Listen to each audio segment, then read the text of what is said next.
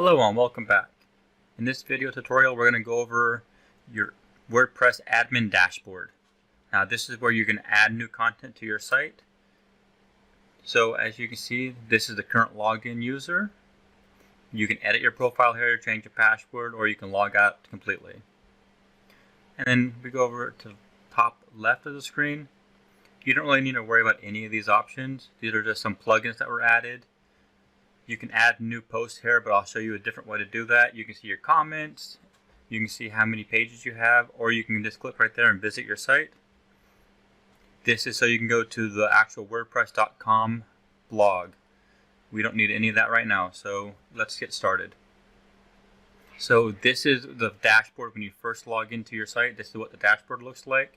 You'll have notifications up on top. You'll see what activity happened. You'll see how many posts you have, how many pages you have. There's a bunch of different things on this site. You don't really need to worry about any of this stuff. This is just for your information.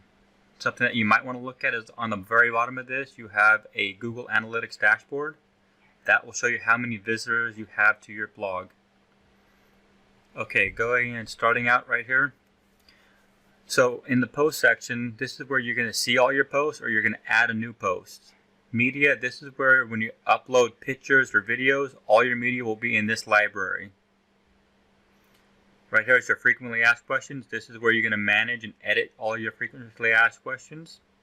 You don't need to worry about links. Pages are all your static pages, like your home page, your contact page, your about us page. Comments, this is where when a user sends you a comment, you're going to be able to read it and moderate it. This context form is what we use in order to set up your contact page. The appearance is basically how your website looks. So we can completely change the look and feel of the website at any time. At this point, you probably don't need to change it, but you can go in and look at the different options. Just remember, if you do change the appearance, you're going to mess up other things that you need to fix. Plugins, so WordPress works around plugins. Users, this is all user accounts. So the admin would be a user account. You don't really need to worry about tools, and you don't need to worry about settings. Everything on this site is pretty much set up. So the Instagram feed, when we set this up, this will auto post things that are posted to your Instagram straight to this blog post without you doing anything. So whenever you add a new Instagram post, it can automatically post to your blog. The photo gallery, this is where you're going to show your portfolio stuff, and we'll go over setting this up later. We don't need to worry about anything else on the bottom of this. These are just plugins that are used to help optimize WordPress.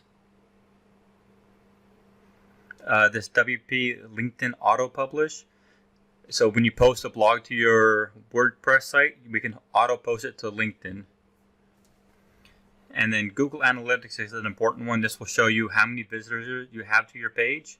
Like I said, it's also on the dashboard, but you can go to it in this section and you see a little bit more detail. And again, we'll go into more detail on all of these settings